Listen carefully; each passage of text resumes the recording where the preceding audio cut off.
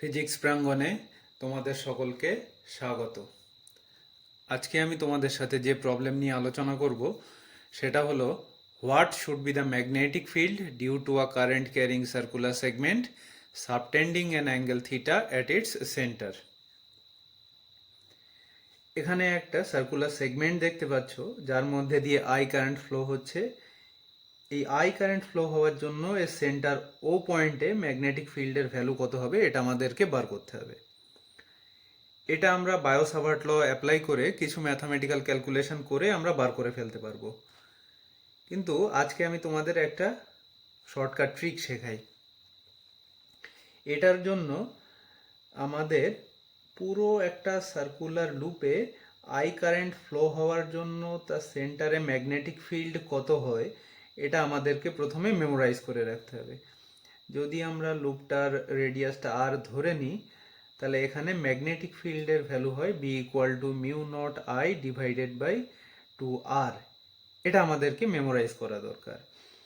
এবার আমরা যদি এখানে একটা সেগমেন্ট কেটে নিই, যে সেগমেন্টটা এর সেন্টার মানে ও পয়েন্টে থিটা অ্যাঙ্গেল সাবটেন্ড করে আছে, তাহলে তার জন্য ম্যাগনেটিক ফিল্ডের ভ্যালু সেটা হয়ে যাবে mu naught I by 2r, এটা ইন্টু হয়ে যাবে থিটা বাই 2 পাই। দেখো এখানে থিটা বাই 2 পাই এই অংশটা আসলে হচ্ছে fraction of the circular segment to the full circle. এই ফর্মুলাটা অ্যাপ্লাই করে আমরা এই ধরনের যে কোনো প্রবলেম আমরা সলভ করে ফেলতে পারবো। একটাতে আমরা অ্যাপ্লাই করে দেখি। ধরো সেমি সার্কুলার একটা লুপের জন্য আমাকে তার সেন্টারে ম্যাগনেটিক ফিল্ডের ভ্যালু বার করতে দিয়েছে।